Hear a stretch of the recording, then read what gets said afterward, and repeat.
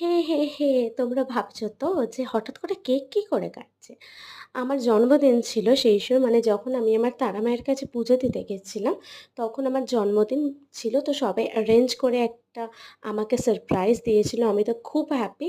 But তোমরা কিন্তু কেউ আমাকে উইশ করোনি। তো এখন উইশ করে দিও বিলেটেড হিসেবে।